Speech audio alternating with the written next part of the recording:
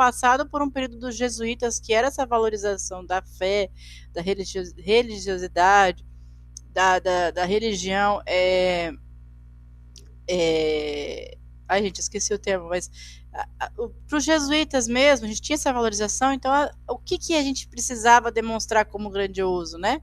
Eram as igrejas. É por isso, por exemplo, que nós temos hoje até hoje, muitas igrejas barrocas, né?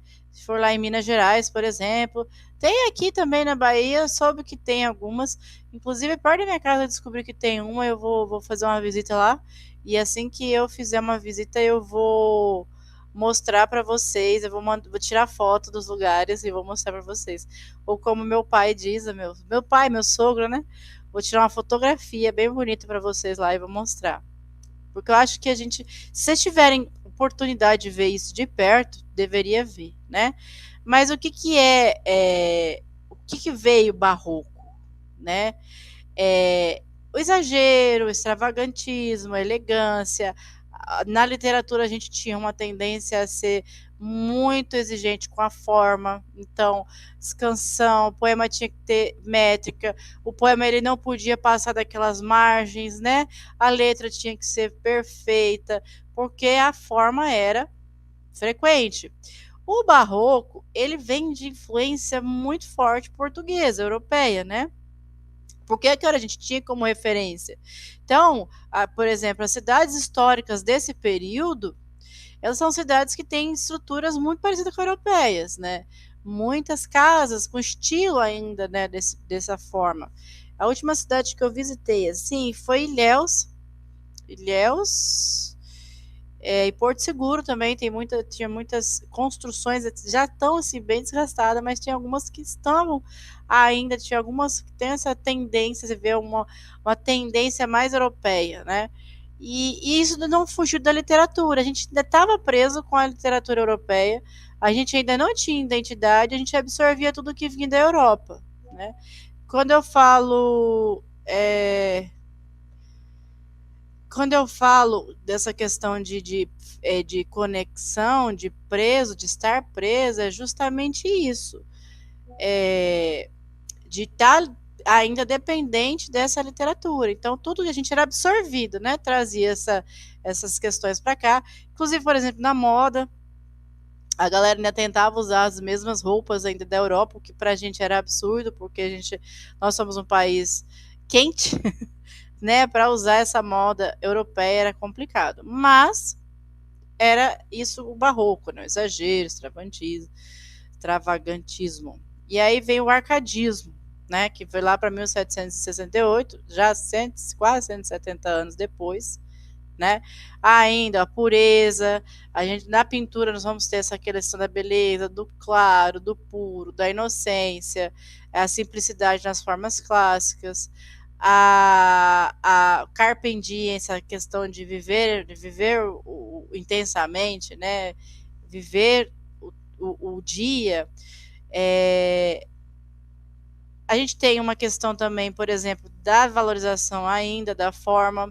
A gente tem uma questão, por exemplo, quando ele fala aqui, ó, versos decassílabos, contagem de sílaba poética, né? Então, a sílaba poética, ela tem diferença da sílaba que a gente vai aprender a separar a sílaba, né? Então, cada verso, ou seja, cada linha da poesia tinha que ter 10 sílabas poéticas. Então, a gente tinha essa valorização, essa dependência. Aí vem o romantismo, lá de 1836, a partir, né? Teve 3 fases também o romantismo. Aqui nós começamos a ter uma ideia de identidade social, identidade poética, né? A gente já tinha um país já de 336 anos de Portugal aqui, né? E a gente começa a ter essa identidade aqui no romantismo. A geração da primeira fase, a gente tem a questão do nacionalismo, essa tentativa de valorizar o que é nosso, né? O indianismo, o subjetivismo, a religiosidade também no modernismo, mas a grande fala, né, a grande nome do primeira fase é o nacionalismo, é essa tendência a mostrar o que é nosso, que é belo, dar essa ênfase na beleza, né, a beleza do que acontece no Brasil. A questão da poesia, a gente tinha muito isso, tendência, mas também tinha uma questão do individualismo, do sofrimento, principalmente sofrimento amoroso, idealização da mulher, que assim, idealização, mas é como colocar a mulher num patamar de Deus, né, de deusa, de ser bonita, bela e intocável, né, sofrimento. Essa geração do romantismo a gente chama de geração o mal do século, né? Justamente por isso, por esse sofrimento, que vai passar para a segunda fase já com esse sentimento exagerado do pessimismo e melancolia. Se a gente tinha uma mulher que era endeusada, quer dizer, o que é um deus, né? Um deus, independente da religião que você prega, ele é alguém que ele está muito superior a gente no contexto, né? Ele é o super poderoso, ele é o poderoso, ele é mais, né? Vamos pegar os deuses da Grécia Antiga, da mitologia grega. Quem que eram os deuses, né? Eram sabidos que eles existiam, mas eles eram belíssimos, eles eram perfeitos, eles eram poderosos, eles eram, né? Então, o sentimento, se eu tenho uma pessoa tão alta acima de mim, a probabilidade de eu conseguir é muito pequena. Então, essa questão do amor, do romantismo romântico mesmo, do pessimismo, era muito forte, né? E aí, a terceira fase já vem com o sentimento de liberdade e igualdade. Como a gente começou com uma ideia de nacionalismo, passou pelo pessimismo romântico, na terceira fase a galera já começa a falar, não, peraí, né, vamos voltar do que é importante, pensar na igualdade, pensar na liberdade, partindo para o naturalismo ou realismo, que é 1881. Apego à objetividade, não há mais espaço para uma literatura com textos prolixos, com descrições exaltadas de paisagem, de personagens. Então, a gente veio do arcadismo, que tem essa questão do exagero da beleza, da forma. O romantismo, que dá essa questão do pessimismo. Aqui no realismo, aqui a gente está falando sobre a crença na razão. A emoção cede à razão. Então, a gente começa a pensar que as questões do cotidiano, né, da vida, do social, talvez serão mais importantes do que esse apego com o que com o amor, com o romantismo, com o individual, né? A partir do parnasianismo, o simbolismo, a gente está começando realmente a se desprender. Mas no parnasianismo, a gente ainda tem essa tentativa da influência da cultura grega e clássica, né? Aqui, a gente ainda tem uma linguagem rebuscada, a preferência de sonetos, poesia culta, a forma, a influência de fato com a cultura clássica. Já o simbolismo, ele vem de fato para quebrar essa ligação do Brasil, né, falando de literatura brasileira, simbolismo do Brasil, que vejam, todas essas escolas literárias, elas foram trazidas para nós, da Europa, né? E o que é um movimento literário? Não sei se alguém já explicou isso para vocês, não sei se eu mesmo cheguei nesse ponto, porque muitos se falam assim, mas o que é uma... foram períodos de 1500 a 1601, mas o que é isso? Até a Semana da Arte Moderna de 1922, a gente tinha tendências literárias e artísticas para aquele período. Então, aquele movimento que estava acontecendo naquele momento fazia com que a sociedade daquele período toda fizesse as suas artes, escrevesse, pintura, escultura, enfim, qualquer arte que fosse, música, dança, fosse voltada para esse tipo de tendência. Então, se a gente tem no simbolismo ali, deixa eu ler aqui mais de perto que eu não consigo ler, a subjetividade, musicalidade, sinestesia, exploração do consciente e do inconsciente, elementos místicos, essa temática vai estar presente em qualquer arte que a gente pegar nesse período. Qualquer artista ele vai ter tendência a isso. Era muito presa essa conexão. Então, é por isso que a gente chama de movimento literário. Não quer dizer que 1768 virou uma chave, e a partir daquele momento, não, agora a gente é todo arcadismo. Não, ele era construído. Quando eu falei isso para vocês de todas as escolas mais detalhadamente, eu falei para vocês que o quê? Todo movimento social, todo movimento artístico, literário, ele tem um casamento ligado demais com o movimento social da época. Então, se eu pegar ali, por exemplo, o simbolismo, a gente vai ter momentos históricos nesse período que fizeram isso.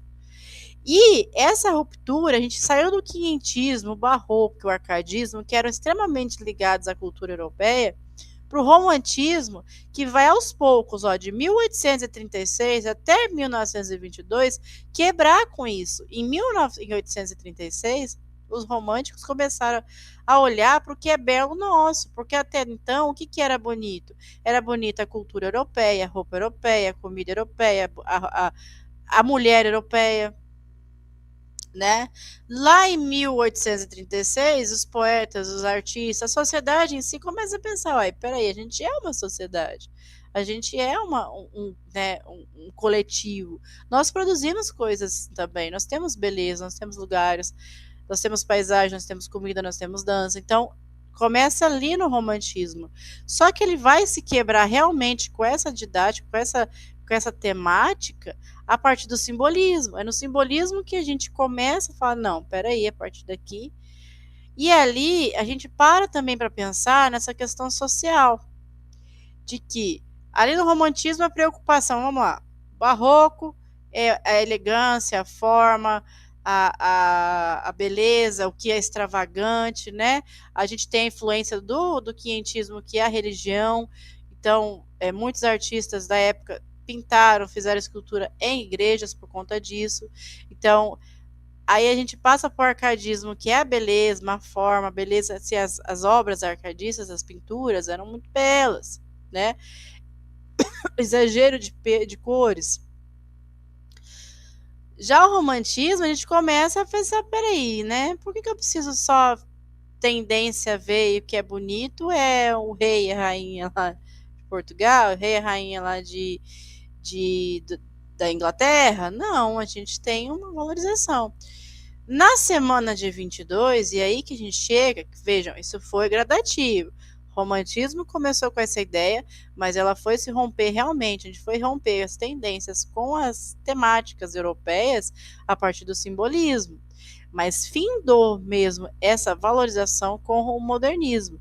E é isso que eu acho interessante do modernismo, e é por isso que ele é tão valorizado nos vestibulares. Porque nós paramos para ter essa temática,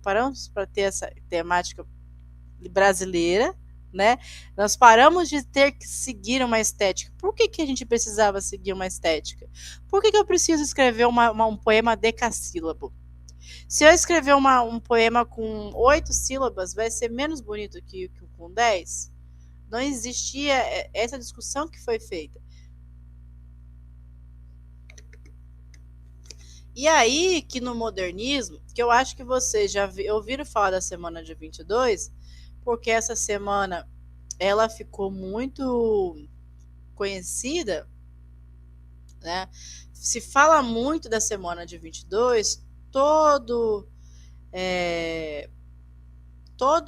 livro de literatura, livro de português, ensino médio, eu já vi na vida. Eu vejo semana de 22, acho que desde os 12 anos de idade. Por quê? Porque a gente tem ali realmente 3 pessoas, 3 seres humanos, e uma delas que foi muito importante era uma mulher. Então, quem são essas 3 pessoas? 3 jovens, 3 artistas talentosíssimos que adoravam escrever, adoravam fazer suas artes e recebiam várias críticas porque justamente não se adequavam a essa arte. É de fato todo jovem eu digo adolescente e jovem adulto, ele tem uma dificuldade, a gente tem essa tendência de achar que talvez a gente não enquadra naquele período. Essa geração, quem foram essas 3 pessoas, né? Foram Oswaldo de Andrade, Mar de Andrade e Anita Mafaldi, Malfatti. Vocês já viram falar dessas três pessoas? Oswaldo de Andrade, Mar de Andrade e Anita Malfatti. Eu tenho dificuldade de falar esse nome, sobrenome dela, Malfatti. Quem foi essa galera aqui, ó?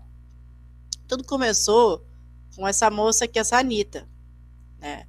A Anitta, ela fez uma exposição de pintura e essa exposição foi considerada estranha pelos críticos. Por que estranho? Porque ela não tinha ligação com a forma. Essa ligação com o belo, por exemplo, do arcadismo, né?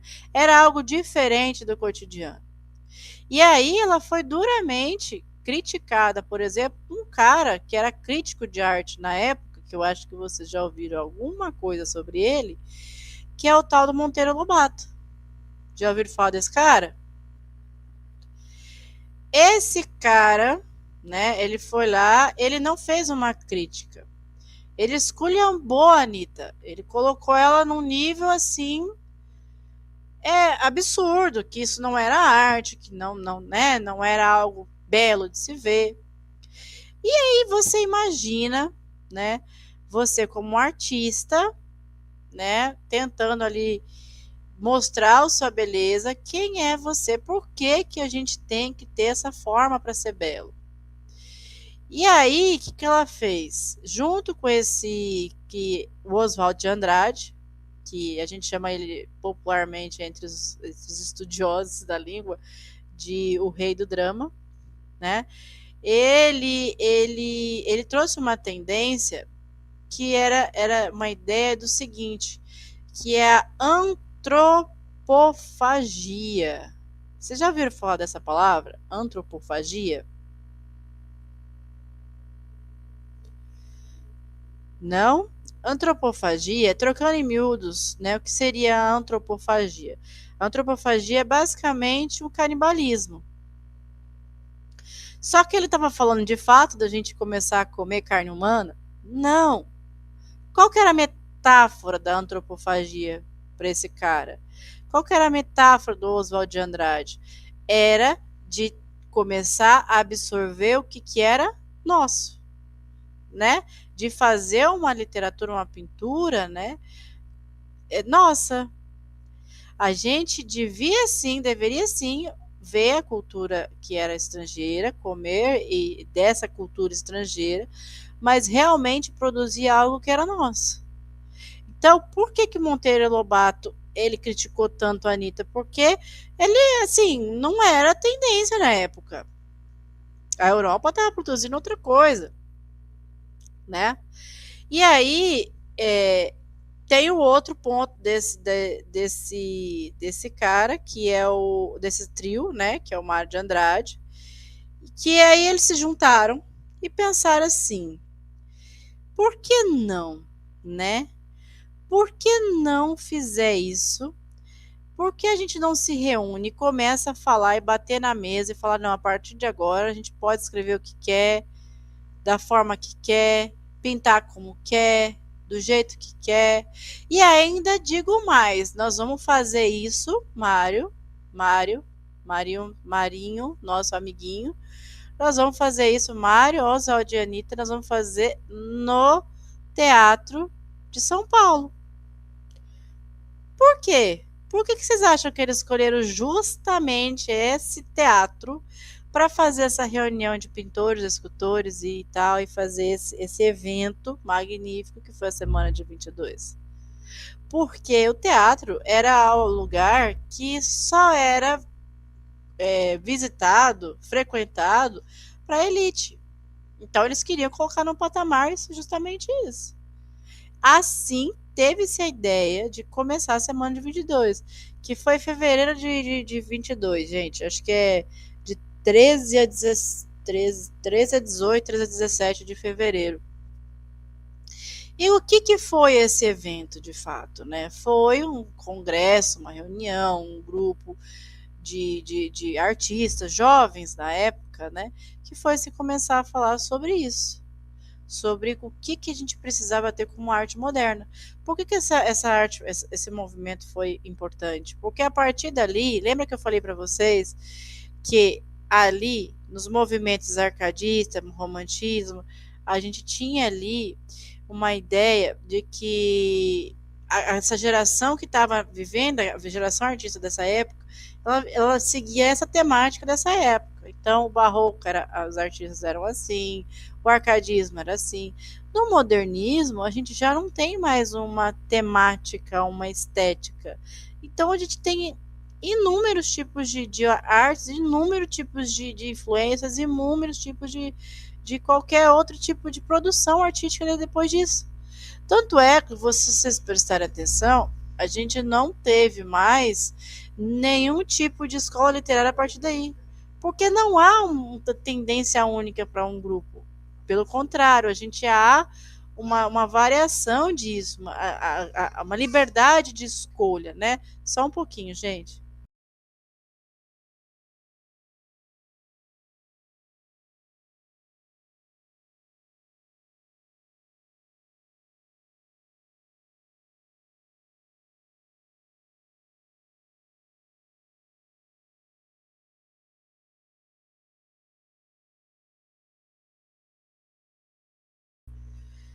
E, e aí, né, a gente chegou em semana de 22, essa imagem do modernismo,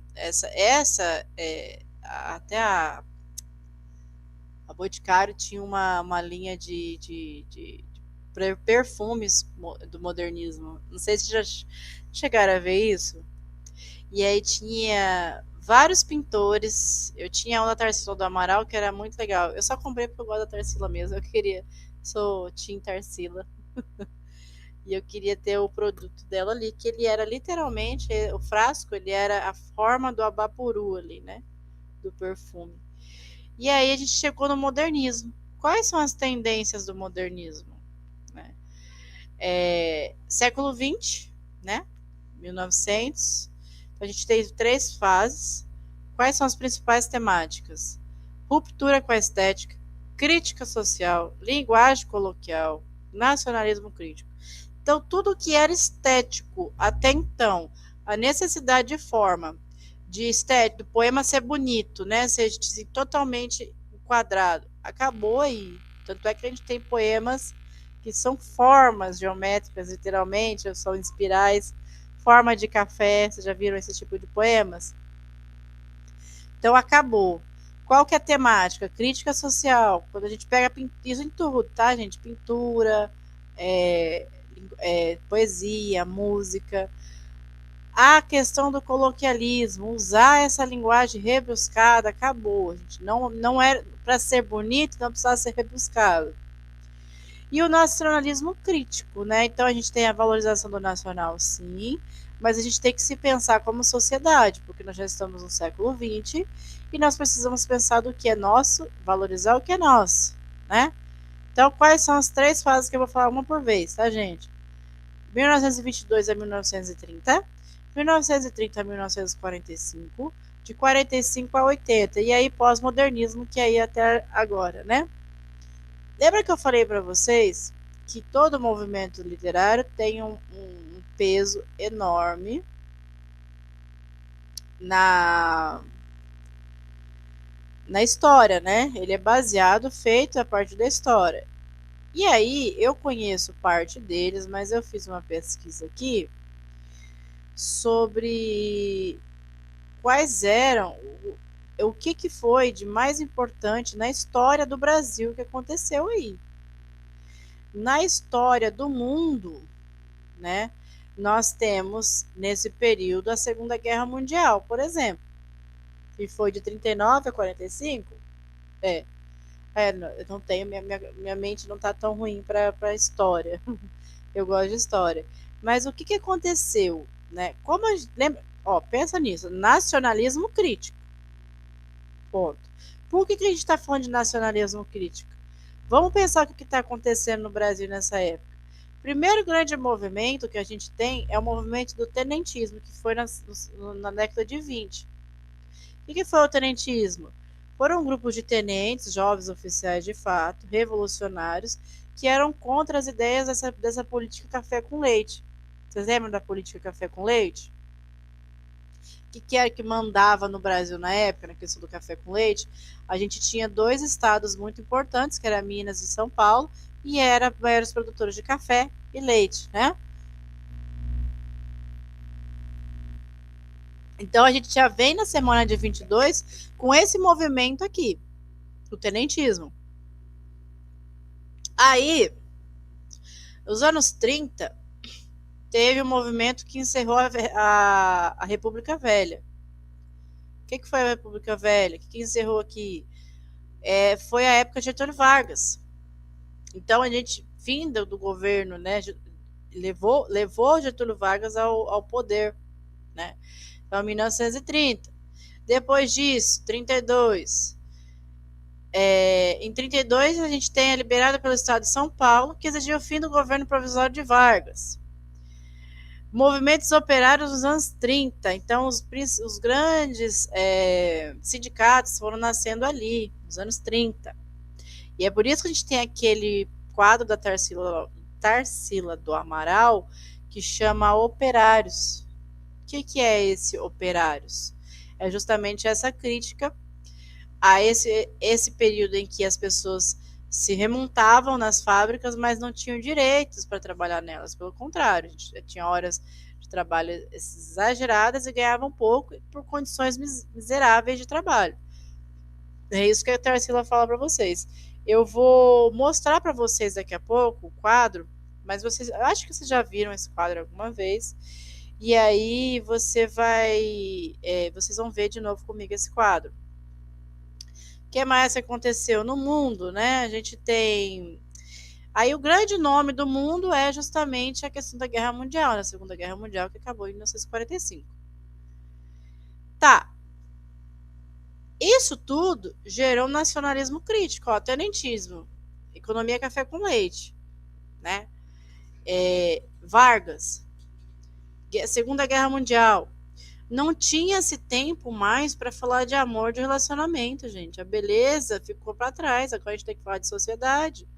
A gente precisa mostrar para essa galera o que aconteceu, né? E aí nós temos esses nomes aí na primeira, segunda e terceira fase. Vou falar mais devagar da frente. Aliás, estou falando muito rápido?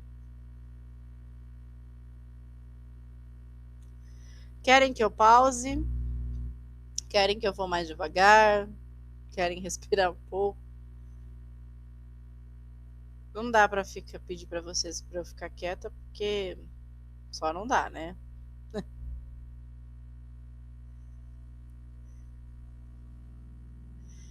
Tá. Então, temos essas primeiras gerações. Deixa eu passar aqui o slide. Literatura contemporânea, vamos passar aqui. Aqui, ó.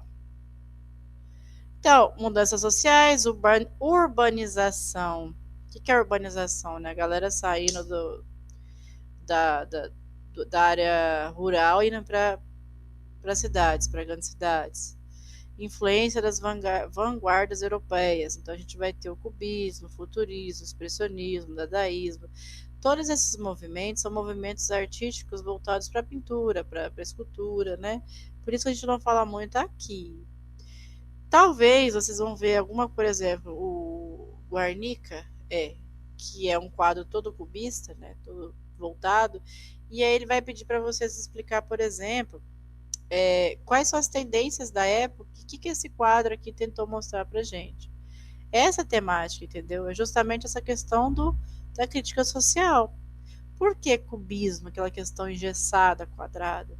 Porque era isso que ainda tentavam vender para gente, né?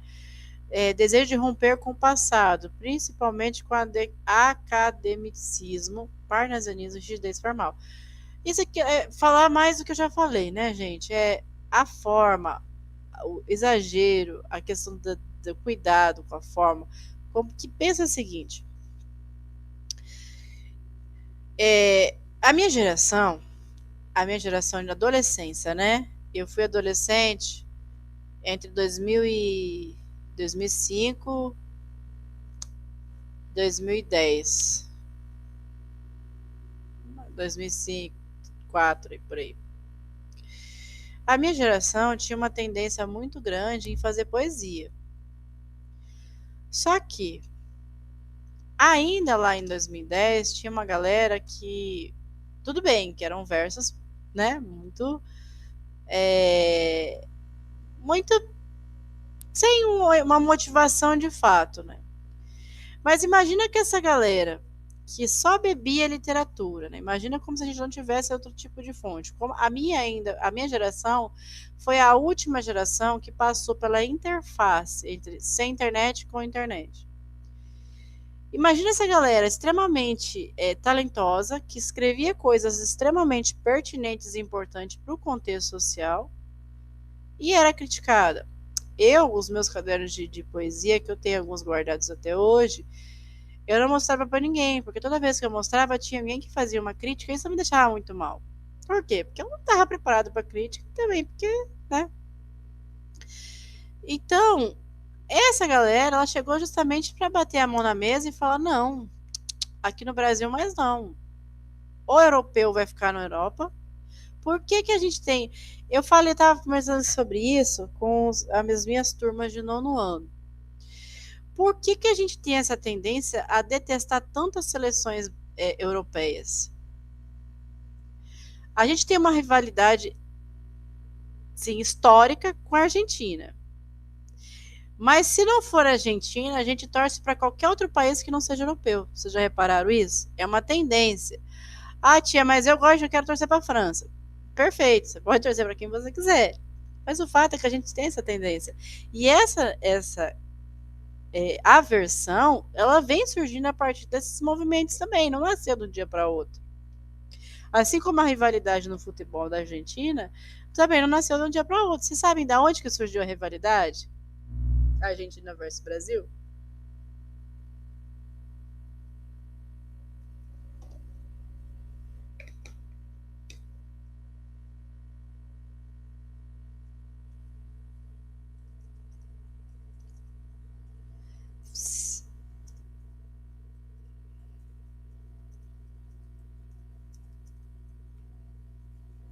Alguém sabe? Alguém já teve a curiosidade de pesquisar isso? Eu sou a única pessoa do mundo que tem o hábito de ficar pesquisando essas coisas aí.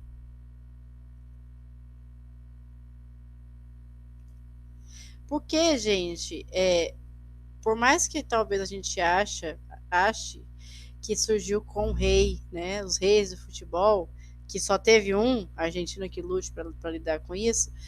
Mas não, o Pelé e Maradona só enfatizaram isso daí, tá, gente? A gente já tinha rivalidade com eles, mas era uma questão política, uma questão geográfica, guerra mesmo. Por exemplo, Brasil já teve algumas disputas de terra com a Argentina. Aí tem a questão, né, já começou ali, com as disputas de terra. Aí veio para o futebol, que foi a questão da Argentina não superou o fato o Pelé ser considerado o rei do futebol.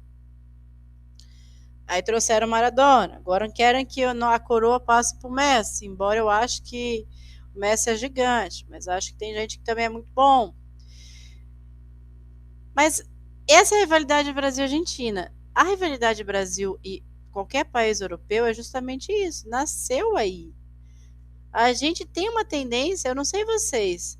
Eu estava falando sobre isso com o meu marido. Ele estava torcendo para Portugal por conta do Cristiano Ronaldo, porque ele acha que ele é um cara fantástico que merecia a Copa do Mundo, que era o único título que o Cristiano não tinha e não vai ter, né? Mas eu disse para ele: eu lamento muito pelo Cristiano Ronaldo, ele não tem culpa de ter nascido português, mas eu nunca vou torcer para a seleção de Portugal. Por quê? Porque, como professora de português, gostar da história, entender o contexto, eu tenho essa aversão a português. E a gente tem, assim, essa é uma questão minha, tá, gente? Mas a gente tem essa tendência. E essa aversão nasceu aí, nessa ruptura com a Europa. A gente tinha um molde europeu. Imagina que a gente tem, assim, por exemplo, veio Portugal aqui, traz aqui para vocês hoje. A partir de agora, vocês só podem usar isso aqui, porque se não usar isso aqui, não é bonito. Roupa. Né? Então, não tô nem aí porque vocês pensam, não tem, se vocês pensam, eu não sei. Essa galera que mudou isso daí. É o que deu a liberdade, por exemplo, para a gente ter vários tipos de influências literárias e vários tipos de temáticas no contexto todo. Né? Então, essa questão, essa Semana da Arte Modernidade 2, marca o início do modernismo. Peraí que eu tinha saído, quem é que levantou a mão? Ana Júlia, pode falar, Ana. Ô, professora, eu cheguei até a ver uns posts do pessoal falando, torcer para os colonizados vencer os colonizadores. E aí eu também, tanto que, se eu não me engano, teve um jogo contra o Haiti e outra seleção. Uma que já explorou, e aí o Haiti, infelizmente, perdeu. Para mim, eu acho que essa Copa deveria ser de algum país africano, sem dúvida. Eu vi um francês que ele é um TikToker, ele é um influenciador digital, falando sobre isso. Ele falou: vai jogar. Era a França e não sei que outro país que era, mas não era um país, uma seleção africana, né? Agora dá para torcer para a França? Não, não dá. Porque a gente tem uma ordem hierárquica, né? Se o Brasil tá jogando, a gente torce para eles. Se qualquer país africano tá jogando, a gente vai torcer para eles. Em última na escala tá a Argentina. Né? A gente só torce para um país europeu se ele tiver contra a Argentina, por exemplo. Se jogar França e Argentina na final, vou torcer demais para a França. Mbappé, sabendo tanto que a personalidade dele é excêntrica, vamos chamar assim, para não ser cancelada, mas mesmo assim eu vou torcer para a França, né?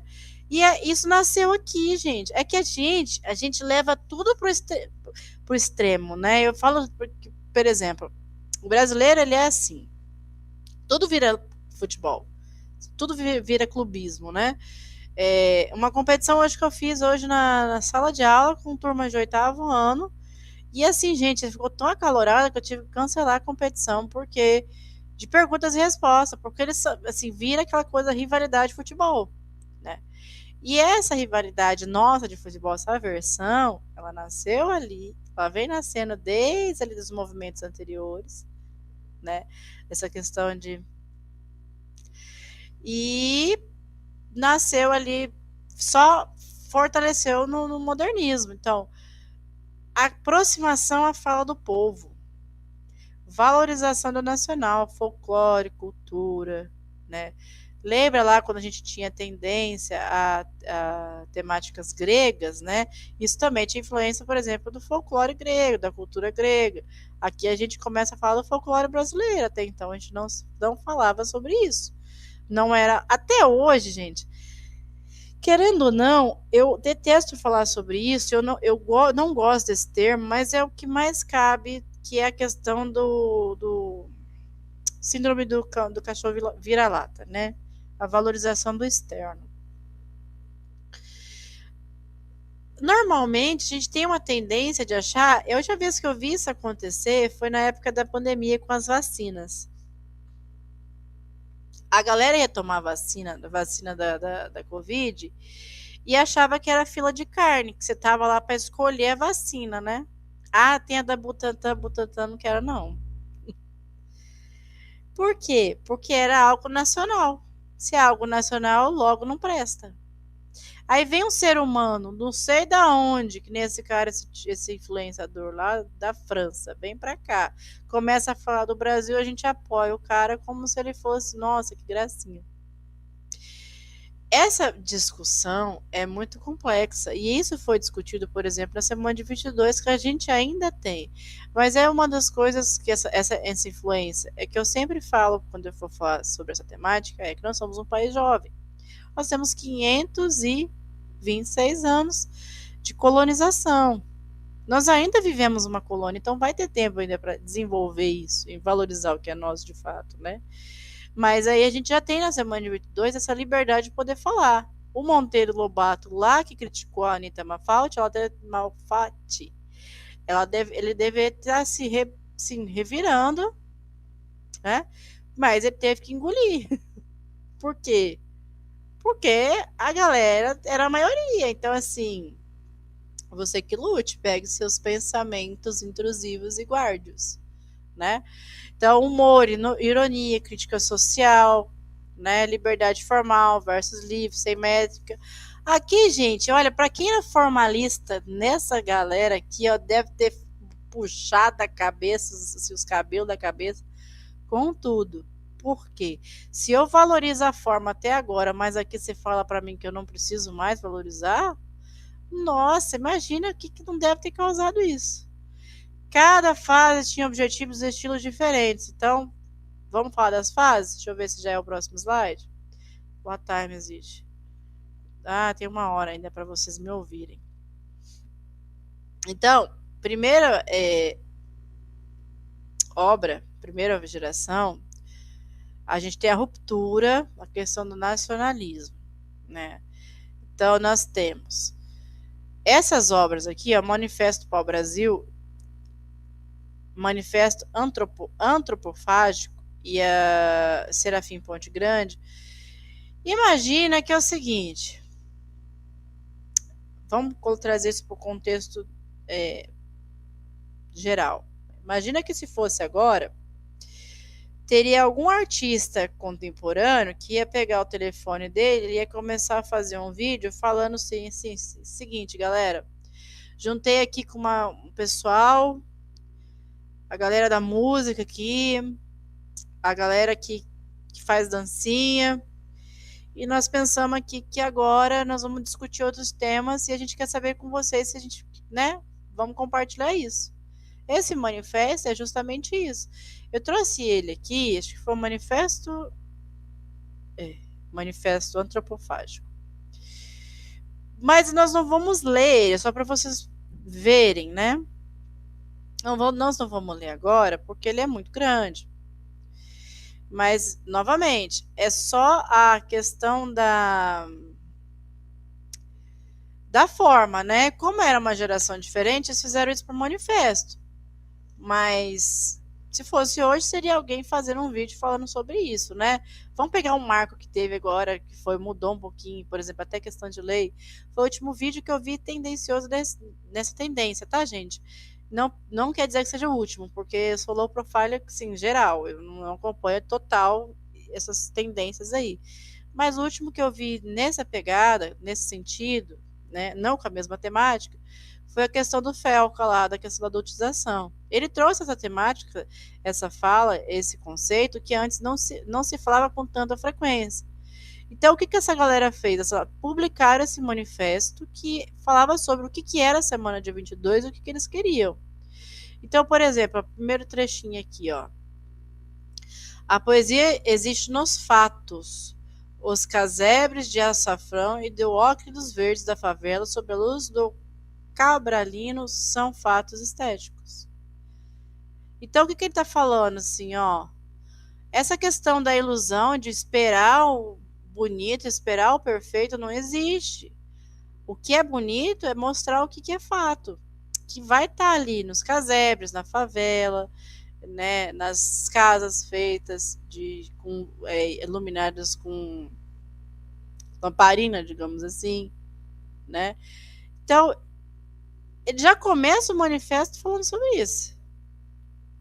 Oswald de Andrade, ele fala sobre isso, sobre a gente absorver o que é nosso e mostrar para a galera o que é nosso. O Carnaval do Rio é um acontecimento religioso de raça. Ao Brasil.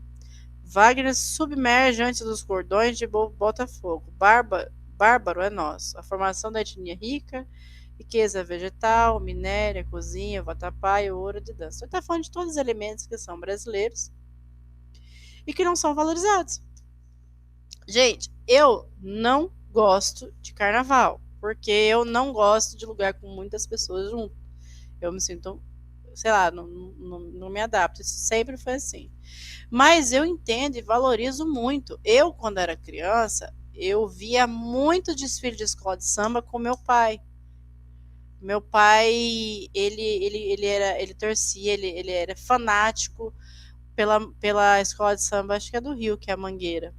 Então, essa cultura foi marginalizada, foi defendida como algo à toa, né? Algo sem cultura. Tudo bem, você tem a sua opinião, você pode não gostar, mas você tem que entender o mínimo que a gente fala sobre isso, o mínimo. É você entender a história do porquê que existe. Não a partir do que você parou 5 minutos para prestar atenção em alguém falou. Vai pesquisar sobre isso. Valoriza, é algo nosso, é algo cultural. Tem gente que vem é, da China, do outro lado do planeta, para ver. O carnaval brasileiro é o mais famoso do mundo, né? Aí a gente pega ali, por exemplo, tem festas tradicionais europeias que são muito mais escandalosas do que o carnaval, mas não são vistas como escandalosas pelo brasileiro, tá, gente? Pelo brasileiro. Então, ali é a comida, dança, etc. E ele vai falar justamente sobre isso, sobre a gente absorver isso daí. Essa é a ideia. Absorver isso aí. Comer, antropofagia, né? Comer o que é nosso, a cultura nossa, e produzir o que é nosso também. E aí, como eu disse para vocês, eu não ia mostrar todo, porque ele é, de fato, grande. Ele tem aqui, ó, aí a gente tem aqui, por exemplo, ó, Manuel Bandeira, Poemas Livres, Poema do Beco, Vou-me embora para Passárgada. Essa aqui você já deve ter visto, né? Vou-me embora para Passárgada, porque lá eu sou amigo do rei. O que é Passárgada? É justamente o Brasil. Porque lá eu sou amigo do rei, porque lá eu sou, né? Então, Tarsila do Amaral com Ambapuru, que é aquela imagem do pé grande, né? Do ser humano todo desproporcional. Aí tem lá Mário de Andrade, Paulicéia Desvainada, Macunaíma. Macunaíma. Vocês já leram Macunaíma? Alguém já leu? Deixa eu ver quem tá aqui comigo. Iago disse que não. Ana, Gislaine, Otávio, Tamires. Já leram Macunaíma? Tá. O que é Macunaíma? Mário de Andrade ele era um fanático pela cultura brasileira. Fanático mesmo, tá? Fanatismo. Então, ele passou, acho que se eu não me engano, foi 1 ano ou mais viajando pelo país e conhecendo todas as manifestações artísticas brasileiras. Todo tipo de festa, tudo que era. Ah, tem uma festa tradicional brasileira ali. Vamos lá, vamos ver, né? E ele ia lá fazer o quê? Né? Porque depois ele sentou e escreveu Macunaíma, que é a história de um indígena com a personalidade que ele concebeu viajando pelo Brasil todo como excêntrica e brasileira, né? De fato brasileira. E aí ele vem ali, ó, herói sem nenhum caráter. Por quê? Qual é a tendência brasileira? Esses dias eu fui. Vou contar uma historinha para vocês. Tinha um técnico lá de refrigeração vendo um ar-condicionado lá da escola. E tinha uma situação lá que eu não entendia o porquê, né? Eu não sei porquê. Eu tenho um hábito de prestar atenção nas coisas em volta e tentar encontrar lógica em tudo. Isso é porque, gente, eu não sei se eu já contei para vocês, mas eu sou atípica, né? Eu sou neurodivergente. Então, eu tenho isso é meu, né, de ficar vendo lógica nas coisas. E tinha um exaustor em específico num momento ali perto do ar-condicionado que para mim não fazia sentido. E aí esse técnico foi lá para fazer isso daí e ele falou assim para mim. Eu perguntei, falei, boa tarde, tudo bem? Tudo bem? Bom dia, foi de manhã. Eu fiz aquela brincadeirinha básica de brasileiro, né? Quando iniciou a conversa, nossa, quente hoje e tal, não sei o que, etc. O Brasil vai jogar. Eu falei para ele, ei, me tira uma dúvida, porque acho que só você vai conseguir me responder isso. Eu perguntei pra galera que ninguém sabe. Por que tem esse exaustor ali?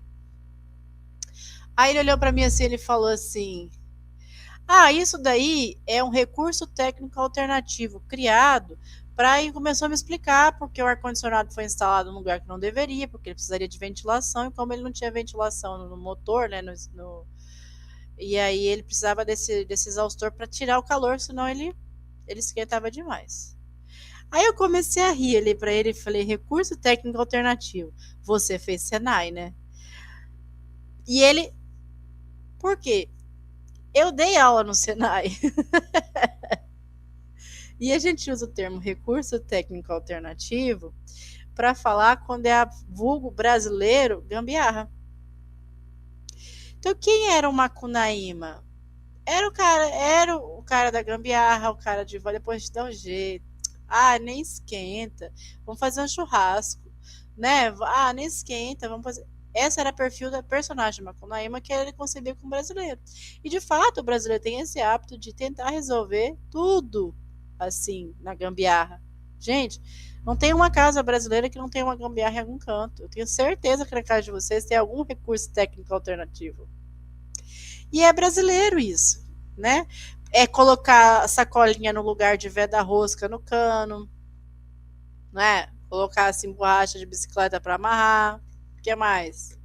Quebrou um chinelo? Vai jogar fora? Claro que não. Vamos colocar um prego ali. O que mais tem de recurso técnico alternativo que vocês conhecem? Me lembra aí. Me ajuda a pensar.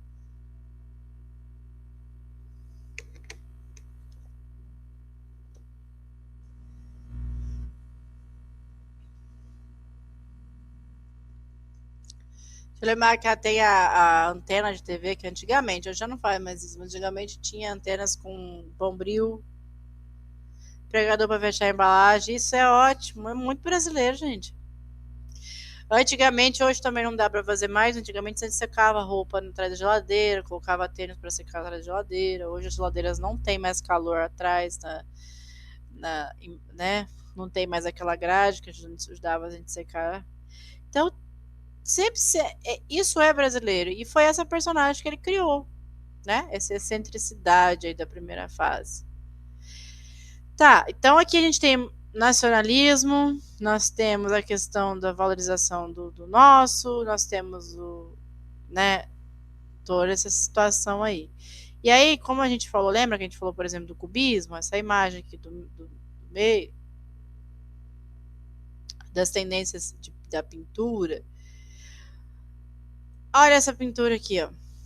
Operários da Tarsila do Amaral. Crítica social. Olha para essas pessoas. Elas não são iguais, mas elas estão com expressões iguais. Elas estão felizes? Não. Elas estão tristes, né? E aí no fundo tem uma fábrica. Então a gente tem preto, tem branco, tem pardo, tem uns de descendência asiática, tem mulher, tem homem, tem jovem, tem velho, né? Tem até umas pessoas ali com. Eu esqueci como é que chama esse que usa na cabeça dos. Hijab. Hijab, né? Umas mulheres com hijab, que é questão de religião. Então, qual que é o que a Tarsila tentou dizer para nós aí? Essa galera não tá vivendo feliz. Ela tá sendo moldada, tá sendo vivendo uma vida por sobrevivência. A gente não tá vivendo, essa galera não tá vivendo, ela tá sobrevivendo, né? Então, a gente uma indústria que não pagava direito, não dava condições dignas de trabalho, cargas horárias assim exageradas. Então, não tinha como essa galera estar feliz mesmo. Né? O próprio conceito da palavra trabalho vem de sofrimento. Não sei se vocês já ouviram isso. Então, é isso que a Tarsila vem falar para nós. E esse Abapuru aqui? Que foi, acho que, a obra mais, assim, feita adaptações, versões. Vocês já devem ter pintado um Abapuru na vida de vocês, feito a releitura da obra, alguma coisa do tipo com Abapuru, não já? Esse pezão, esse cacto, sol, né? Esse braço aqui. O que vocês acham que Tarsila quis dizer com esse? Que impressões que vocês têm? Né? Vocês olham para isso, vocês acham que essa pessoa tá feliz, não tá? Por que ela tem um pezão? Por que ela tá sentada assim? Por quê? Qual que foi a ideia da Tarsilinha Abapuru?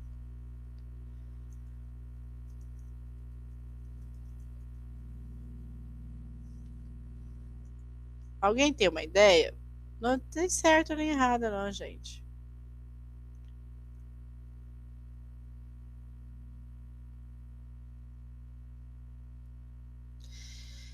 A ideia, em resumo, e muito resumido, que Tarsila me perdoe, é justamente essa questão do tentar demonstrar quem é o brasileiro.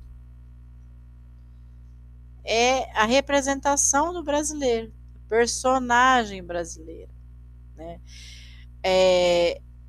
Abapuru, ele vem do indígena, né?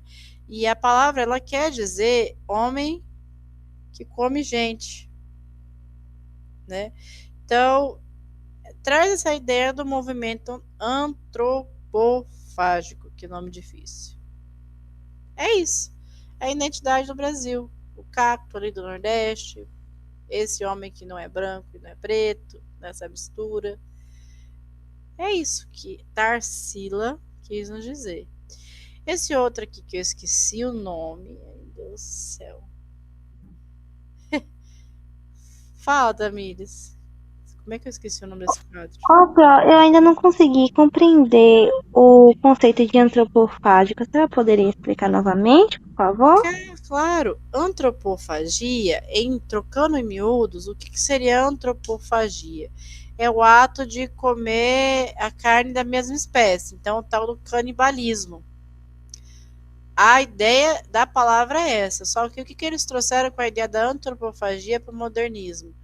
É a ideia de consumir o que é nosso e não consumir algo que seja europeu.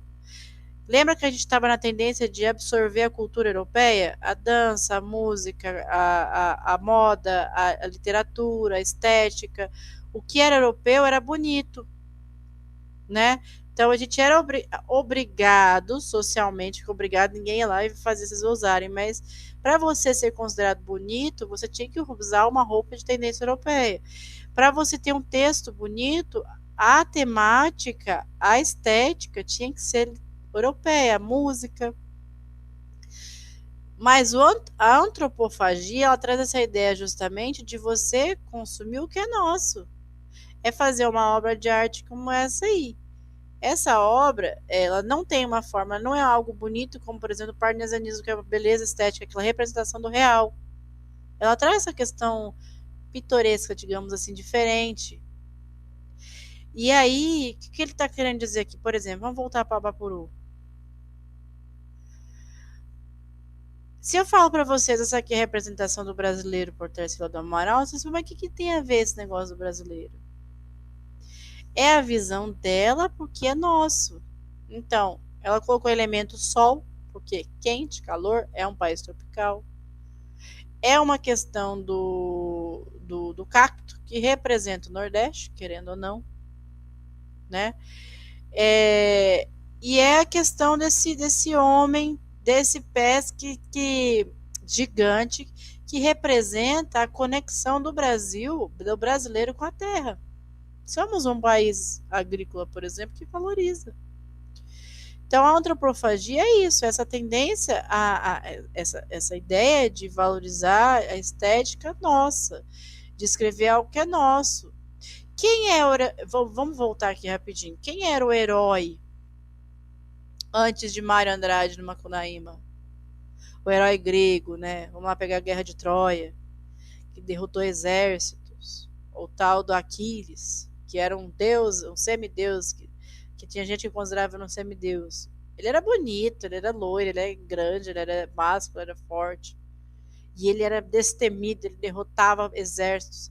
O personagem herói brasileiro para o Mário de Andrade era esse sem caráter nenhum, que só estava tentando sobreviver. E não é essa a nossa concepção de hoje? Nós, o brasileiro, nós somos adaptados a tentar sobreviver, a correr atrás, a fazer, dar um jeito. Então não é um mau herói sem caráter nenhum ou um vagabundo, digamos assim. Mas é esse ser humano que está ali matando um leão por dia. Talvez vocês sejam muito jovens para pensar isso hoje, mas se tiver alguém com a minha idade, mais ou menos, vai entender quando a gente fala de matar um leão por dia. Aí, por exemplo, vocês moram com os pais de vocês, já ouviram essa tendência de ter que pagar uma conta de água, tem que comprar isso, tem que comprar aquilo? Esse processo é o herói sem caráter nenhum, ele tentando sobreviver dia a dia. Essa valorização é esse cara, por que ele não é herói? Um pai, uma mãe de família aí que consegue criar seus filhos matando um leão por dia, por que ele não é herói? Por que o herói tem que ser o Aquiles, que tá lá levantando a espada e guerreando e tal, e por causas, né? Então, isso é a tendência da antropofagia, essa valorização do que é nosso, de consumir o que é nosso, de olhar, eu posso sim gostar de mitologia grega, mas nós temos a mitologia brasileira, nós temos o folclore brasileiro aqui, que pode ser olhado, porque que a gente tá, eu vi, ó, por exemplo, eu já vi muita festa, muitas não, algumas festas, muitas é um exagero, com a temática grega, né? E por que a temática, talvez, folclore brasileiro não tenha assim legal? O seriado que passou ali, teve, acho que foi na Netflix, teve um seriado que falava sobre o folclore brasileiro. Vocês viram isso? Tinha Cuca. Gente, como é que é o nome desse? Eu esqueço essas coisas. Vou pesquisar aqui. Seriado sobre Seria o sítio do Pica-Pau Amarelo? Não, folclore brasileiro. Porque lá tinha a Cuca, tinha o Saci. Sim, ali tem. Mas eu tô falando de algo. Cidade Invisível. É algo mais novo. Tem as personagens ali do folclore. Na Netflix, como é que é o nome daquela mulher? Aquela atriz brasileira que fez. E eu ouvi críticas duríssimas sobre isso. Tipo, vou assistir um negócio que fala sobre o Saci. Gente, o Saci é uma personagem brasileira. Né? Gostei do seriado? Não sei dizer para vocês. É porque eu tenho umas críticas, mas ele tentou fielmente ali, tentou o máximo possível chegar mais próximo sobre as temáticas. Né? Inclusive, se quiserem assistir, seria legal. São poucos episódios, não são muitos, mas ele fala sobre é como se as personagens do folclore viessem para o cotidiano, para o moderno, saísse da floresta. Então a gente tem a Saci, tem a Cuca, tem o Curupira, o Boto Cor-de-Rosa, tem vários personagens ali. O Sítio do Pica-Pau, ele traz isso mais animado, mais infantilizado, né? Porque ele foi uma ideia infantil mesmo. Embora vocês sabem que Monteiro Lobato tinha uma tendência ao racismo muito grande, né? Mas ele mostrou ali pra gente também. Mas, por exemplo, vamos pegar a diferença das duas obras, né? Sítio do Pica-Pau Amarelo. A Cuca, ela era vilã. O que é, né? O Saci era personagem que tinha que ser preso dentro da garrafa. Era um menino travesso, um moleque que fazia travessura. Até amigo dos meninos, mas ele era travesso. Ali, na Cidade Invisível, ele mostra essa personagem, ele faz essa dualidade, essa metáfora entre ser brasileiro, né, e essa questão do folclore, essa mistura de personalidades do Brasil. Enfim, eu não vou dar spoiler porque eu acho que vocês têm que assistir. Na verdade, eu quero que vocês fiquem curiosos mesmo para vocês assistirem. Eu vou passar mais depressa, tá, gente, as obras, porque é muita coisa para falar ainda. Mas maioria Tarsila, né? Vamos ler só essa questão aqui, ó. O farrista. Quando o almirante Cabral pôs as patas no Brasil, o anjo da guarda dos índios estava passeando em Paris. Quando ele voltou de viagem, o holandês já estava aqui. O anjo respira alegre. Não faz mal, isto é boa gente. Vou arejar outra vez. O anjo transpôs a barra, diz adeus ao Pernambuco, faz barulho, vucu-vucu, tal o qual Zeppelin. Mas deu um vento do anjo, ele perdeu a memória e não voltou nunca mais. O que vocês entenderam desse poema aí? O nome está ali justamente publicado no livro que se chama Histórias do Brasil. História do Brasil. A obra de Murilo Mendes situa-se na fase inicial do modernismo, cujas propostas estéticas transparecem no poema por um eu lírico que... O que é o eu lírico? O que a personagem do poema quer dizer? Quando o Almirante Cabral... Quem que era o Almirante Cabral? Pedro Álvares Cabral, né? Pôs as patas. Primeiro que ele chama de patas, ele não chama de pé. Tá colocando ele como um animal. Animal irracional, né? Porque nós somos animais. No Brasil, o anjo da guarda dos índios estava passeando em Paris. Quem que é o anjo da guarda, né? Um cara que protege? Quando ele voltou de viagem, o holandês já estava aqui. O anjo respira alegre. Não faz mal, isso é boa gente. Vou arejar outra vez. Então, assim, veio Portugal, veio Holanda e o anjo ainda tá viajando, né? Essa galera aqui é boa gente. Não foi isso que tentaram mostrar para os indígenas? Que o português estava aqui para catequizar e trazer boas novidades, né? E aí? O eu lírico está fazendo o quê? Configura o ideal de nacionalidade pela integração regional. Remonta o colonialismo assente sobre o viés iconoclasta. Repercute as manifestações do sincretismo religioso. Descreve gênese da formação do povo brasileiro. Promove as invocações do repertório linguístico. Eu vou pedir para vocês responderem no chat, se quiserem. Eu vou dar um minutinho para isso e eu vou fazer uma pausa para ir ao banheiro, tá, gente? Quando eu voltar, eu discuto com vocês.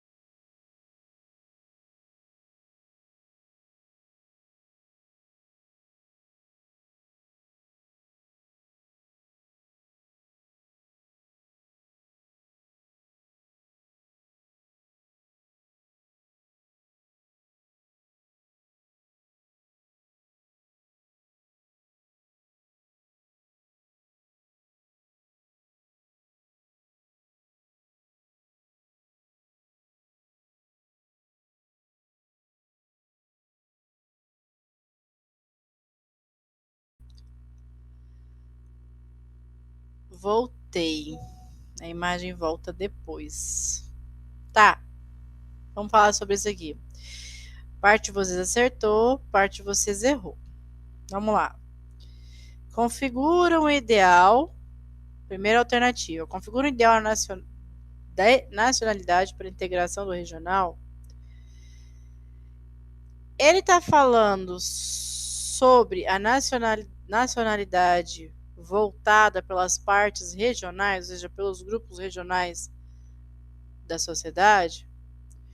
Essa questão do regional tentando configurar uma ideia, uma identidade brasileira, ele não está falando de regionalismo. Ele está falando sobre um momento de descobrimento, de colonização, período Brasil colonial. É uma crítica irônica até isso. Então ele não está falando regionalismo, ele vem depois. Quando a gente começa a entender como identidade, a gente fala sobre isso. Então, regionalismo, né, integração do regional, não está ali na temática ainda. Aí ele vem lá, remonta o colonialismo, remonta, ou seja, reforça, revolta o colonialismo e assente sobre um viés de iconoclasta. O que é ícones? O que é um ícone? O ícone, ele é justamente essa referência ao religioso. As imagens são ícones, né? Principalmente da Igreja Católica, que tem isso, né? Mas tem outras também que tem. Aí vamos falar da Católica, que vocês mais conhecem, né? Então, essa questão está falando o seguinte: remonta ao colonialismo, ou seja, ele volta ao período do colonialismo, trazendo uma versão, ou seja, uma visão do que aconteceu, né? Sobre sobre uma ideia dessa questão do sagrado. O anjo da guarda não é algo sagrado? Basicamente, ele está dizendo o seguinte: ué, o Deus que foi apresentado não era um Deus que o anjo da guarda protege? Por que ele não protegeu os indígenas da colonização branca europeia? Porque para o Deus que foi apresentado para o indígena, esse Deus, esse português, ele era bom. Uma das ideias da questão do catecismo é justamente isso, mostrar que o português era o enviado de Deus para trazer salvação para o indígena. Então, sim, é a letra B, mas eu vou continuar comentando as outras letras, né? Repercute a manifestações do sincretismo religioso. Embora ele está falando sobre um anjo da guarda, ele está usando como ironia, não para representar a religião de ninguém. Ele está usando como uma metáfora, é ironia. Então, não é sincretismo religioso. Por que não é D? Descreve a gênese da formação do povo brasileiro. Ele não está pretendendo mostrar ou fazer um estudo sociológico ou histórico sobre a origem do Brasil. Não. Ele está fazendo uma sátira, está trazendo humor sobre essa formação, mas ele não está querendo fazer um estudo sobre isso. Ele não está falando sobre como a gênese, né, da formação. Também não. Promove inovações do repertório linguístico? Também não. Aí que é pior, né? Promove inovações no repertório linguístico? Tá querendo promover nada não, nem mostrar algo diferente não. Pelo contrário, ele traz vocês percebem que é um poema que não tem forma. Por mais que ele comece aqui, ele não tem onde termina, ele não tem uma quantidade de sílabas poéticas. Ele não tem rima. É quase uma prosa, uma conversa escrita em forma de poema. E aí ele está chamando justamente esse anjo da guarda de farrista. Conseguiram entender o porquê sim e o porquê não? Das alternativas? Quando vocês tiverem dificuldade, por exemplo, de entender esses tipos de palavra, como qual que é a da letra B? Iconoclasta. Tenta separar essa palavra e entender por parte. Ó, ícono, lembra ícone? O que significa um ícone? Né? Vem do quê? Talvez fique mais fácil para vocês entenderem o contexto, tá? Vamos passar aqui, que horas são? 8h29. Tá. Aí nós vamos para a segunda geração. Isso tudo que nós vimos até agora foi a primeira geração. Questão do nacionalismo, crítica social, etc, etc.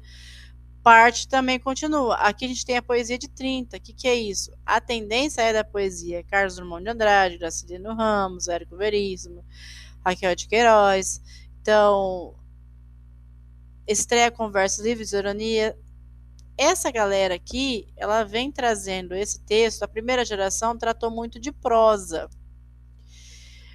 Por exemplo, a gente tem Macunaíma, que é um romance, a gente tem prosas, né? A gente tem livros, histórias relacionadas a isso e também muita tendência à pintura. Já na década de 30, nós temos isso voltado mais para poesia, para música, né?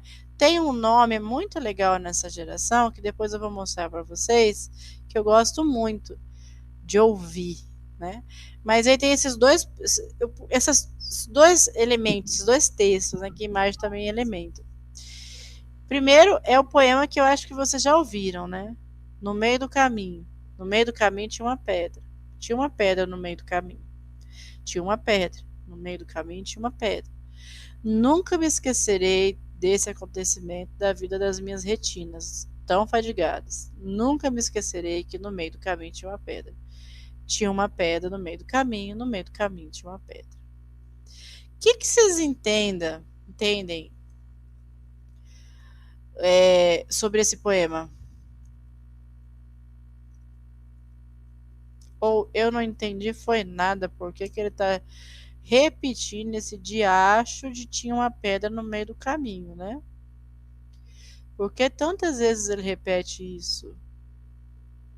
Tinha uma pedra no meio do caminho.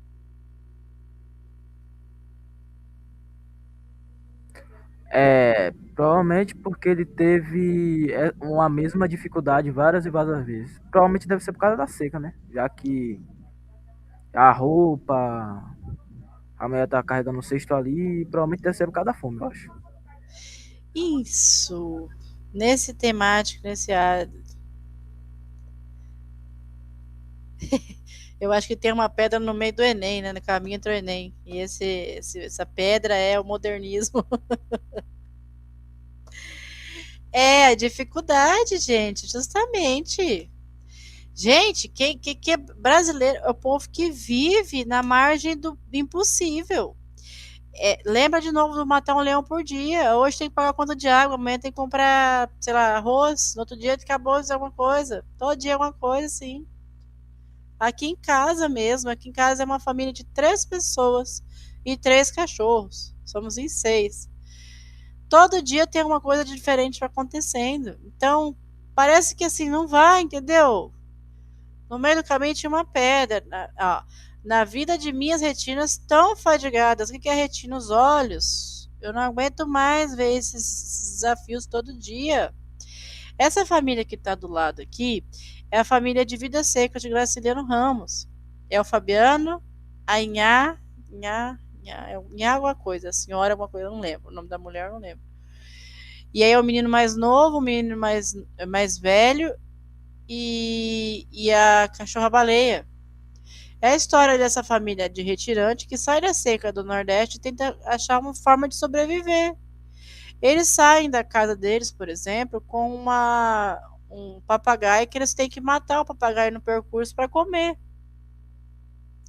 E aí o Fabiano, ele vai preso, e é uma confusão. Então ele fala justamente esse retrato dessa sociedade tão marginalizada, tão sofrida. A baleia, para vocês terem uma ideia, é uma coisa interessante, que é o seguinte: o menino mais novo e o menino mais velho, eles não têm nome no livro, eles são chamados de menino mais novo e menino mais velho. Mas a cachorra, ela tem um nome que é a baleia. E olha o tamanho da cachorra, né? Ela justamente é isso, raquítica, pequenininha. Mas ela tem um capítulo inteiro para falar só dela. É justamente essa crítica do animal, de nós, seres humanos brasileiros, às vezes vivermos no limite da pobreza tão grande, a ponto de sermos menos do que animais. Termos menos importância. Essa é a crítica que ele faz, né? Sobrevivência é um negócio que todo brasileiro, assim, gabarita. A gente faz coisas assim, né? E é isso que essas duas obras querem dizer. Tem uma pedra no meio do caminho, no meio do caminho. O que é o caminho, né? Agora, ultimamente, vírgula, né? Há uns anos para cá, eu tenho ouvido muito falar sobre a questão da meritocracia, por exemplo. que a gente tem que ganhar o que for mérito. É muito legal você falar de mérito, enquanto eu, por exemplo, vou colocar um exemplo comigo, tá? Meu exemplo.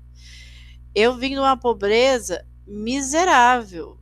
Eu nunca passei fome. Mas só não passei fome porque a minha avó, na época, ela pegava comida de doação. Eu ia para a fila na época era muito comum igrejas evangélicas, católicas, todo tipo de igreja eu visitei pegando sopa. Para mim chegar a fazer faculdade, gente, eu tive que fazer um esforço desse aqui, ó.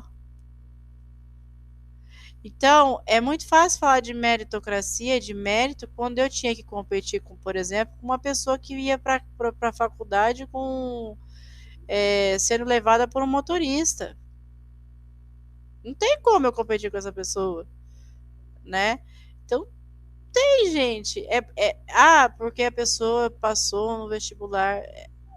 É isso que eles estão falando ali no modernismo, no início do modernismo, primeira e segunda geração, é isso. Do brasileiro ser esse povo que está sobrevivendo, essa crítica, né? Olha a representação da imagem.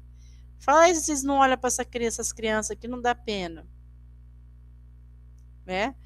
E essa baleia, vocês já leram Vidas Secas? Vocês já leram Vidas Secas? Alguém já leu? Posso dar um spoiler? Deveriam ler, é um texto muito legal. Vocês vão ficar bravos se eu der um spoiler? Vocês vão me perdoar? Graciliano, me perdoa, mas eu preciso falar sobre a baleia porque você criou uma personagem muito boa. Tem partes do livro que as crianças ficam doentes. E o Fabiano, ele não dá tal importância para isso. Doentes mesmo, né? Mas quando a baleia adoece, que ele precisa matar a cachorra para sacrificá-la, porque ela está numa situação, né? Ele tem essa cena do Fabiano atirando na baleia. Isso destroça ele. Isso acaba com ele. E é aí que as pessoas, quem lê esse texto sem dar importância, sem entender o contexto que a obra foi escrita, não entende por que ele faz isso. É justamente essa crítica sobre a marginalidade, em você chegar no limite do pensável a ponto de ser considerado inferior a um animal. Mas enfim, pesou o clima, né? Deixa eu passar o slide. Terceira fase. Antes de passar para a terceira fase, eu vou mostrar para vocês um cara que eu gosto muito. E ele escreveu muitas poesias. E algumas viraram música. Esse cara, ele veio do modernismo. E aí, ele vem da terceira geração modernismo. Essa terceira geração, João Cabral de Melo Neto, Clarice Lispector. Clarice, gente. A Clarice me fez passar muitas noites sem dormir na faculdade. Gente do céu, que mulher é essa? Eu acho que se eu chegasse a 10% da inteligência dessa mulher. Ela tem um poema que chama Fases como a Lua. Eu tenho fases como a Lua. E ela justamente tem fases. Então ela tem fase que ela vai estar romântica, tem fase que ela não está não sei o quê. Entender a poesia dela é desafiador. Então, o Par do Coração Selvagem, é uma mulher sofrida, tá, gente? Perdeu tudo que podia na vida dela. A Hora das Estrelas, Vida de Macebá, Nordestina Pobre do Rio de Janeiro, são textos dela. Guimarães Rosa, Grandes Sertões Veredas, é outro livro fantástico. Se fala de crítica social, é isso, Grandes Sertões Veredas. Monólogo de Riobaldo, Jagunço do Sertão, né? Mistura realidade e metafísica. contos do sertanejo. Então tá. Passamos pelo modernismo, naturalismo não, nacionalismo, valorização do nosso e etc. Primeira fase.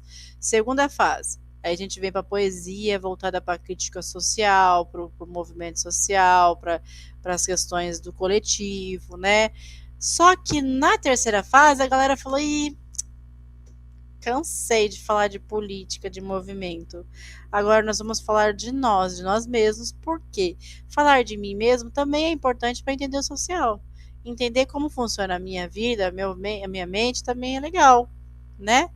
Então, a gente tem, por exemplo, ó, essas obras que viraram cinema, mas são baseadas em Clarice Lispector e José Cabral de Melo Neto, que vai falar justamente sobre isso. A Clarice Lispector, ela vem com a tendência de falar sobre a mulher como protagonista, né? Que até então ela era coadjuvante. Ela era endeusada ali, mas aqui a gente vem uma tendência a falar da mulher como protagonista. Então, essa terceira fase, ela vai trazer essa questão do eu. Agora a gente vai falar um pouquinho sobre eu, sobre como eu sou, sobre o que eu quero,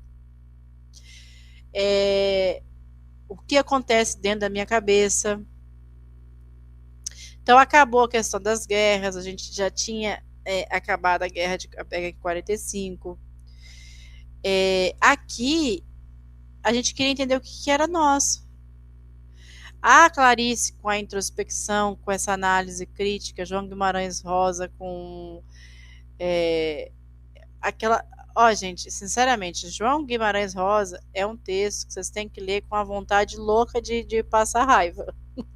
Porque é difícil de entender o que esse cara pensa. Porque, assim, é uma análise dele mesmo, né? Às vezes eu fazendo uns devaneios sobre mim, eu falo, nossa, eu acho que se não fosse eu, ninguém ia entender o que eu tô falando. Então, tem que estar, assim, né? Eles queriam, nesse momento, sair dessa questão de crítica mesmo e foram para o eu, né? Para a elite urbana, para a fase do autoconhecimento. Então, vamos falar sobre o que está acontecendo dentro da minha cabeça, né? Sociedade é bom, mas e o que está dentro da nossa cabeça? Deixa eu ver, what time is it? Aí, antes de passar para essa questão, como eu disse, a gente tem um exemplo desse contexto que eu gosto muito, deixa eu pausar no YouTube, que é o tal do Vinícius de Moraes, né? Vocês já ouviram alguma coisa, alguma história sobre o Vinícius de Moraes? Vinícius de Moraes, para mim, ele era um romântico, ultra romântico, que nasceu no modernismo. Por quê? Porque, primeiro, gente, o Vinícius de Moraes, ele foi casado 9 vezes. Esse é o meu primeiro e único casamento, eu acho que eu não tenho como sobreviver a mais de um. E ele dizia que todas as mulheres que ele amou intensamente. Vamos prestar atenção na letra, um pouquinho dessa música? Depois a gente volta a falar. O Tom Jobim, gente, como eu disse, o Vinícius de Moraes, ele era um poeta. Tom Jobim era um músico. Então eles se juntaram e o Vinícius escrevia a letra e o Tom Jobim colocava a melodia. Então, tradicional. Gente, uma ideia da terceira geração é voltar a temáticas de gerações anteriores, de escolas literárias anteriores. Se ela soubesse que quando ela passa, o mundo inteirinho se enche de graça, é a coisa mais linda que eu já vi passar. Quem é essa mulher se não é a mulher endeusada? Então, qual geração falou sobre isso? Romantismo. Os românticos. O endeusado, né? Por isso que eu falo para vocês que ele é um romântico que nasceu no modernismo. Então, essa garota de Ipanema, né? Olha que coisa mais linda, mais cheia de graça, é ela, menina, que vem e que passa, um doce balanço.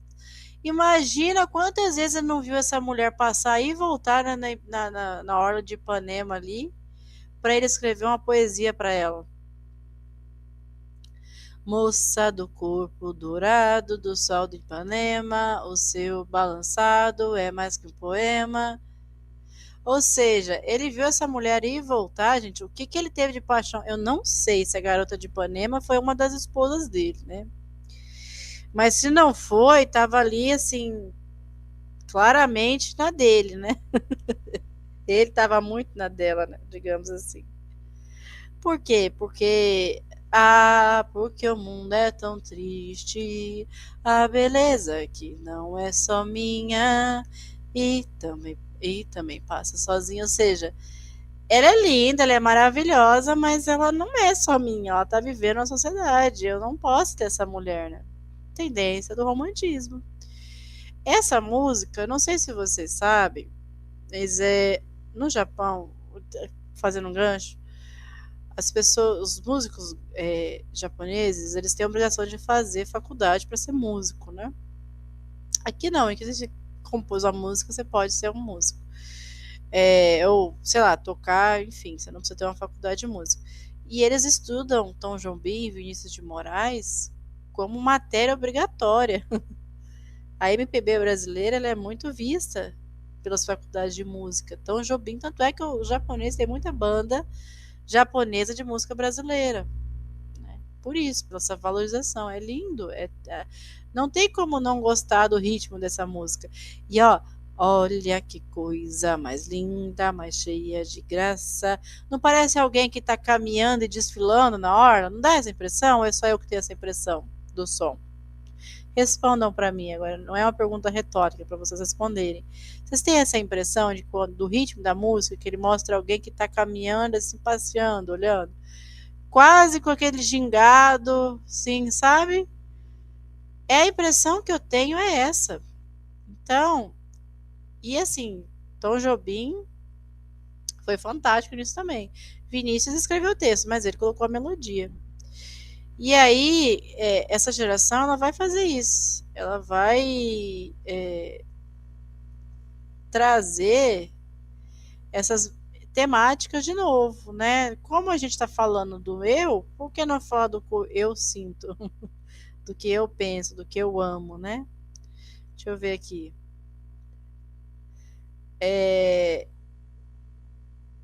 Antilde, poesia. Não será esse o sentido em que ainda te escrevo. Flor, te escrevo. Flor, não uma flor, nem aquela flor virtude, em disfarçados urinóis. Flor é a palavra, flor, verso escrito no verso como as manhãs do tempo. Flor é salto da ave para o voo, o salto fora do sono. Se rompe e é uma exploração posta a funcionar como uma máquina, uma jarra de flores. A poesia é marcada pela recriação do objeto por meio da linguagem, sem necessariamente explicá-lo. Nesse fragmento, João Cabral de Melo Neto, poeta da geração de 45, o sujeito lírico propõe a recriação poética de... O que vocês acham?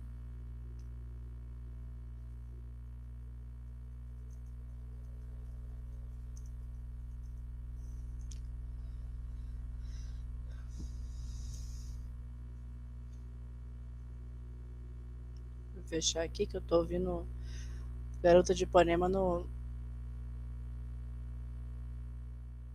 Uma palavra a partir de uma imagem com as quais ele pode... Olha eu lendo de voz alta, gente. Vou deixar vocês 2 minutinhos aqui terminar, que a gente vai terminar a aula com essa questão. Vou comentar rapidinho e a gente termina a aula, tá bom? Nas notas compartilhadas tem o link para fazer para chamada, a lista de presença, né? Eu vou compartilhar aqui com vocês, mas já está lá no Forms, né?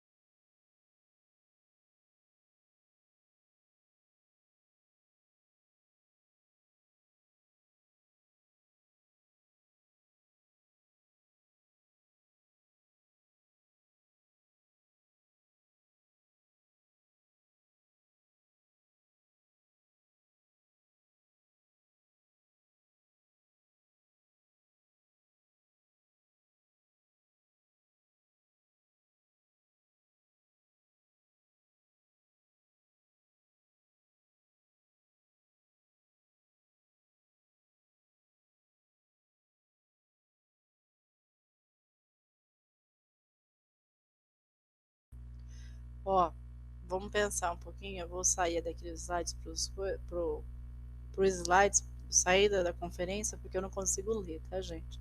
Então não vou ver nenhum comentário.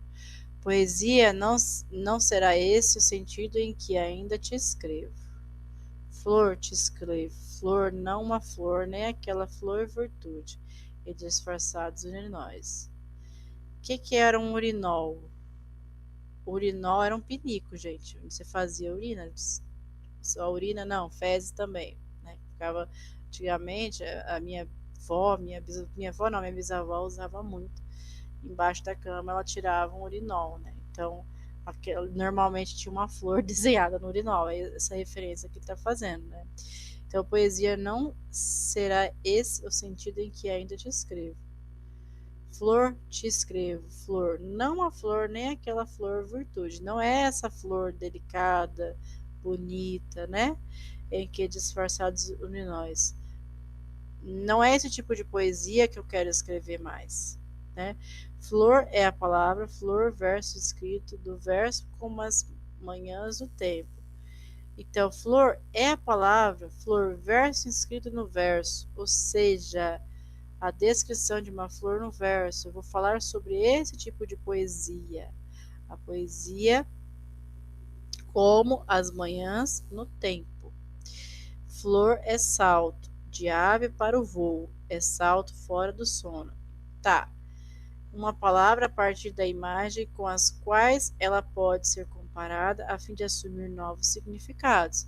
Ele não está comparando essa flor a outras coisas?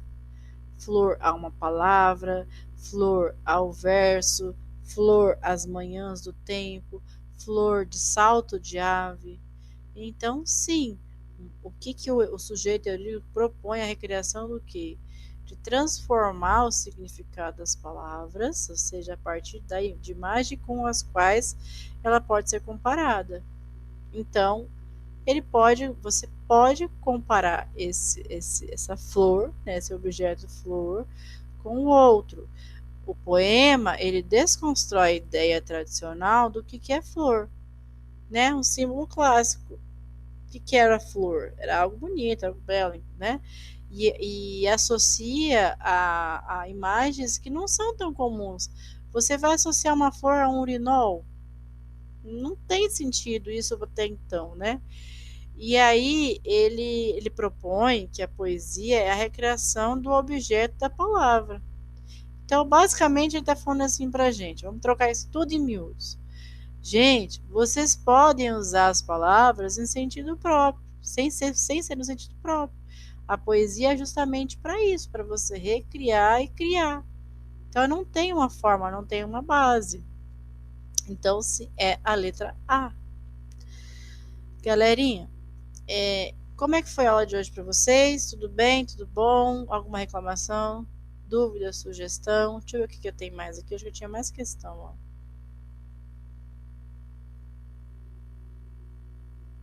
Resumo.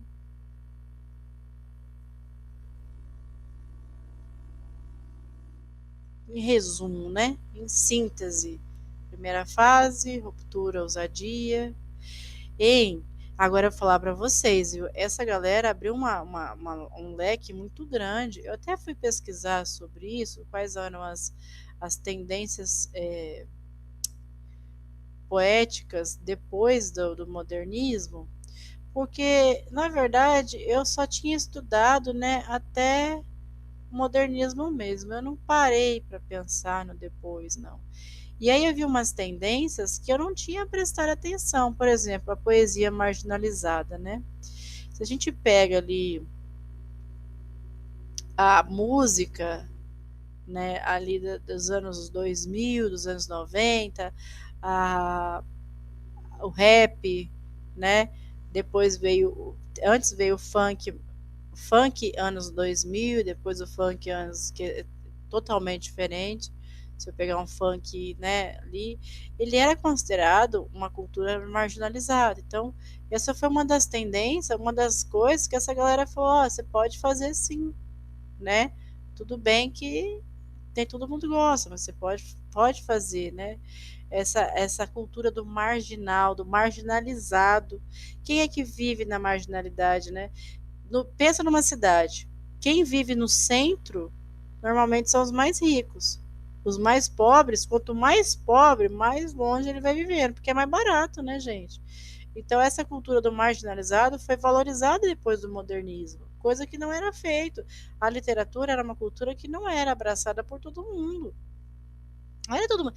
Quem ia conseguir ler, por exemplo, um texto rebuscado com uma linguagem que você nunca tinha visto, né? Então, essa galera aqui teve um peito muito grande de bater e falar, não, vamos, né, que vai dar certo. Mas é isso, eu tentei resumir o máximo, mas eu ainda vou fazer uma recapitulação na semana que vem, e eu tô pensando em fazer uma atividade com vocês na semana que vem, só sobre literatura, até agora nos vimos, né, de períodos literários, fazer um forms mesmo, para a gente fazer em aula sobre isso, com questões do Enem, para ver como é que ficou essa questão dos períodos literários, porque vai ser o momento que é o único momento que nós vamos falar de literatura. A partir de então, nós vamos começar a falar de gênero literário, gênero textual, e a partir de então é só gramática normativa, né? Só a sintaxe